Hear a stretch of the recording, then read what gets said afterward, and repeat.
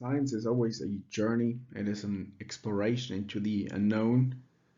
And today's journey is going to be into philosophy of science in order to explore the concept of open science, what it is about, and what its underlying principle is.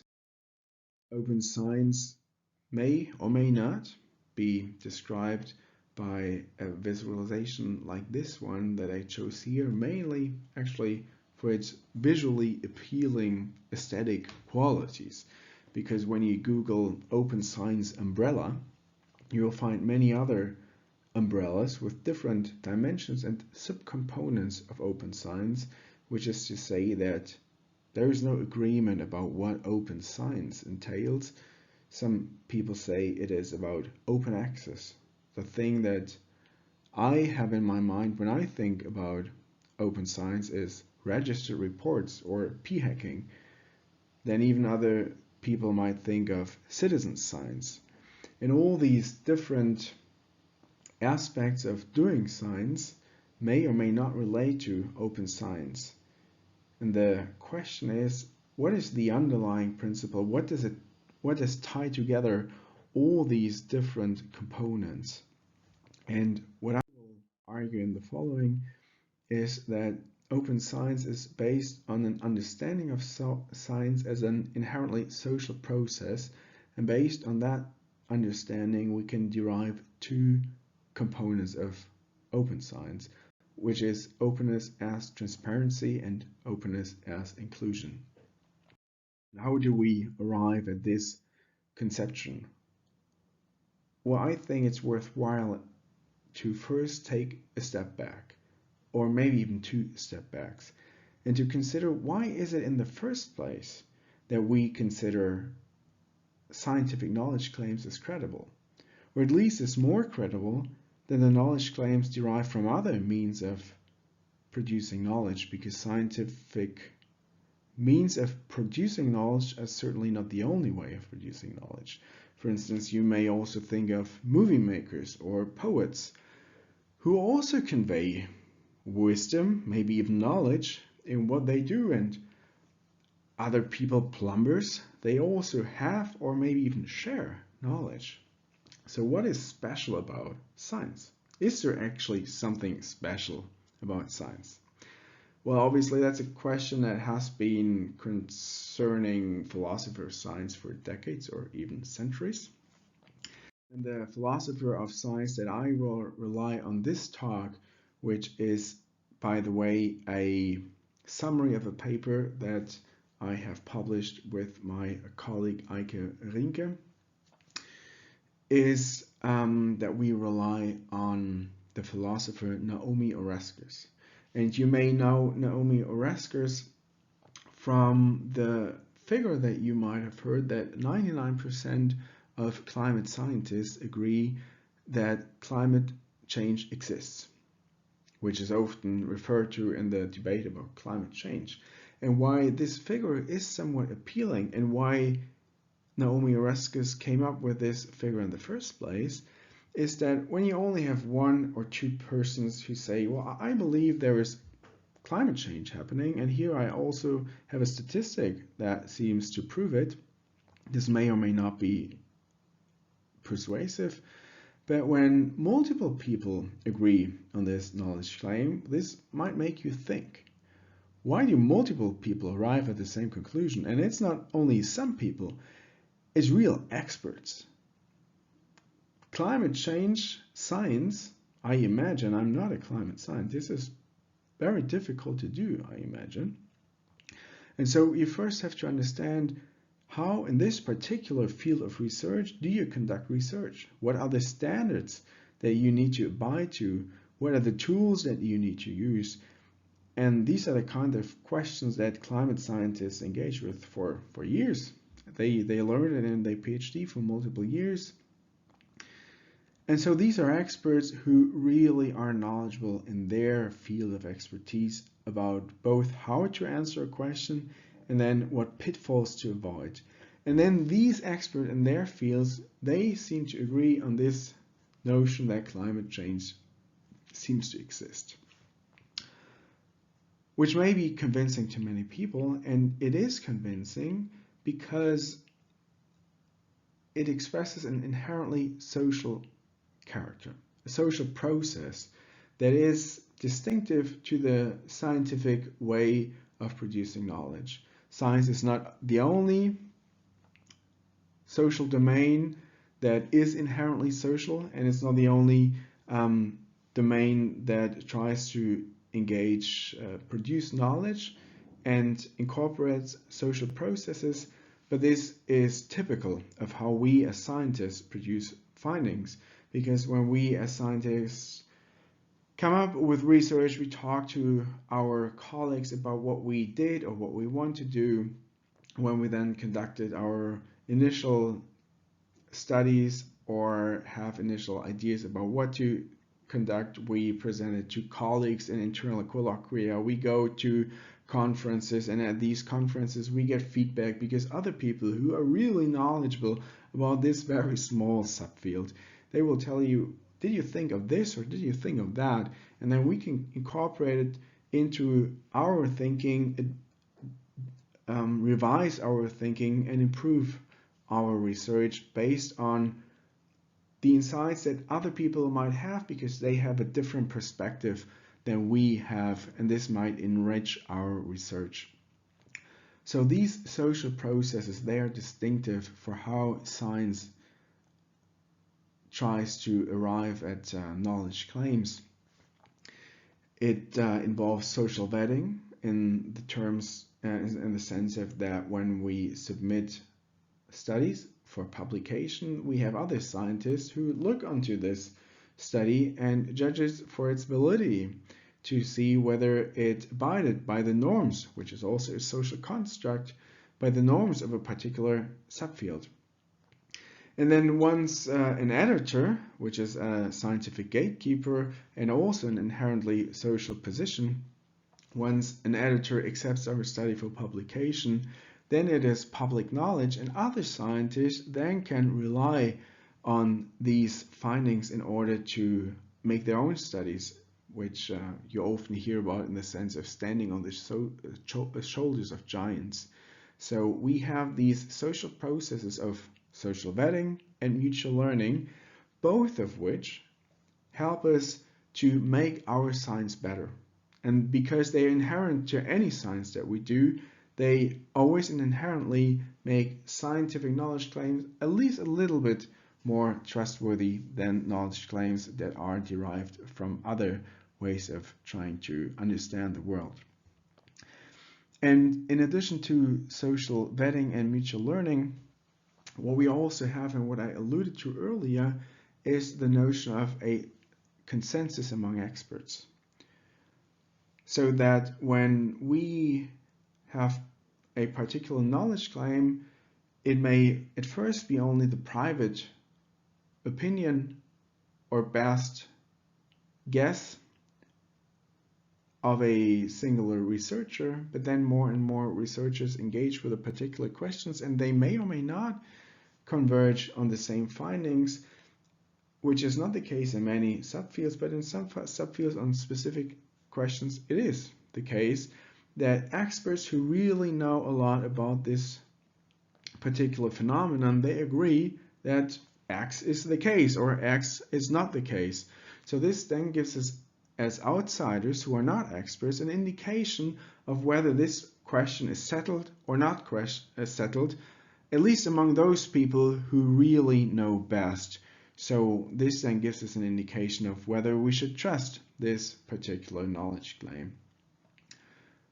So this is yet another social mechanism that allows us to assess the trustworthiness of science, and that it itself contributes to science as trustworthy. And where open science now comes in is in its basic revelation that in order for these social processes to work, we need observability of our research. We need transparency. Because, of course, when nobody knows what we did as researchers, because we do not accurately describe how we surveyed the respondents that are the basis of our study, for instance, well, then nobody can check for mistakes if we do not publish our data and how we processed and analyze that data. Then nobody can check whether we made a mistake in our statistical analysis, for instance. So social vetting can only work when scientific outcomes and the process of arriving at these scientific outcomes are observable. Only then we can seize the epistemological potential of science's character, social character. And what applies to social vetting and also to mutual learning, because studies need to be publicly available or at least to other scientists available so that others can learn from it. And what applies to social vetting and mutual learning also applies to the value of having an expert consensus and to bring meaning to expert consensus. Because one way to conceive of expert consensus is to conceive of it as multiple studies in a particular field of science arriving at the same conclusions. That could be considered a consensus among experts. But when it's the case that publications are systematically distorted, when we have bias in what comes to light and is observable by other people, because, for instance, only positive findings are being published and therefore observable, while negative findings are not observable, well, then this seeming consensus that we see in the published studies loses its value and its meaning, because then it no longer represents the best available knowledge of experts in the field, because there is actually much more knowledge which points into a different direction, but which is not observable, and therefore consensus loses its meaning. So social vetting, mutual learning, expert consensus, they all have epistemological value that make science more credible. But they only realize this epistemological value when science is transparent. This is the basic argument that underlies openness and transparency. And now we argue that there is a second dimension, a second component to open science that is based on the very same principle and that is actually also following from this very same line of argument. And this is that you also need to provide openness in terms of access to scholarly debates. Because, as we said, science is an inherently social process. So it is human beings that do all these things, that check for errors, that try to learn from others, that provide new perspective on research questions or research that is out there. And as we know, we human beings, we differ in our lived experiences. When we come from working class backgrounds, we have different experiences than people who come from upper classes, or when we have women have different experiences than men, and all these kinds of things, they shape us as human beings, and therefore we look onto the world with from different perspective. And when we argue, as we did before, that having different perspective is meaningful in order to enhance the trustworthiness of science, because only then all these social processes can work, then of course it is inherently necessary to also argue for the broadest diversity possible of people to engage in these social processes. And so from this perspective, open science must not only entail calling for open data, open materials, but also for open access to scholarly debates. So open science always inherently must reflect about the role of class, gender, and other group boundaries. And so in this way, I and Eike, we would argue that open science is actually similar to other academic reform movements that we have that also try to make visible other scholars and provide access to the broadest diversity of scholars that we can think of, such as in political science, women also know stuff. And when we now have this conception of open science as being comprised of these two components, on the one hand, openness as transparency, and on the other hand, openness as inclusion, we see that open science is basically about taking a step back for a moment, reflecting about and interrupting the usual process of normal science, and then to interrogate critically and together, do our established norms and values and rules and institutions, do they encourage openness and observability of our work or not? Because to the extent that our norms do not encourage openness, we fail to seize the epistemological value of the social character of science. So openness or open science means to ask and to permanently and continuously ask these questions in an inclusive exercise of promoting self-critique through openness. Open science is about asking these questions in an inclusive exercise of promoting self-critique through openness. So in applying these methods of inclusive self-critique through openness, one may also turn these questions on open science itself and ask, so does the open science movement actually live up to these standards that they proclaim? For instance, scholars often argue that open science may perpetuate existing power hierarchies, because much of open science seems to be concerned with quantitative research and being done by elite institutions from the Western Hemisphere with a lot of resources. So doesn't it perpetuate power hierarchies? And we think it really is important to consider these questions, and they are valid. For instance, when you think of this critique, we believe it is entirely valid to argue that open science indeed is not representative of the entire scientific system in the research approaches it examines. For instance, it very much is concerned with making number crunching more transparent. And it is also correct that open science practices, adopting them, requires more resources. You need to learn how to make your data available.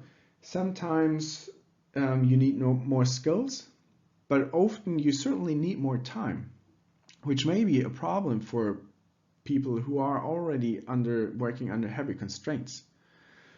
So on the one hand, it certainly is correct that open science raises the bar of what is expected from us as scientists. However, we also believe that open science is very much about contributing to the academic commons, making tools freely available to anyone, regardless of whether the person is rich or poor, whether she comes from resource-rich or resource-poor universities and academic institutions. And that's this main open science lowers the bar of adopting these principles. And at least in general, we believe that if you combine the spirit of openness and innovation with the goal of interrogating our practices and strengthening the inclusiveness of what we do, in the long run, open science has the capacity to flatten and not to steepen hierarchies that do run through the academy as we currently know it.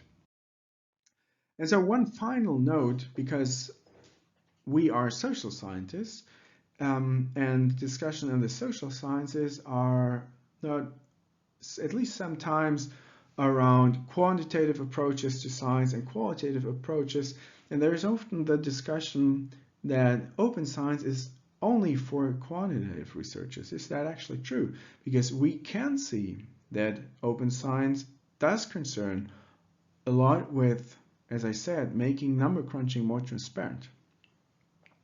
But when you reflect on it, we believe that you realize that these entrenched notions and essentialist barriers between open science on the one hand and qualitative research transitions on the other hand do not stand up.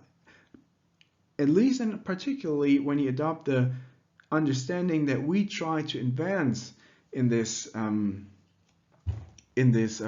presentation, there is no intrinsic contradiction between open science and qualitative thinking, because when you quickly realize that interpretive epistemologies, they have long been concerned with issues of transparency, just as we have argued about openness and transparency here. So questions of researchers' subjectivities are central and centered around researcher reflexivity and positionality. In all of these discussions, they do connect seamlessly to open science and openness as transparency as we discussed here. So we hope that this conceptualization of open science that we advance here will enable open science to link more seamlessly to both scholars that engage with in qualitative research, but also to other academic reform movements such as Women Also Know Stuff. So to wrap this up, what we argue is that open science is about asking how far open are the doors to our research, and did we invite others in? And while it poses the question, it always also has the programmatic appeal of opening up the research process, which is creating openness as transparency and opening up discussions about research outcomes and the research process, which is openness as inclusion. Thank you very much.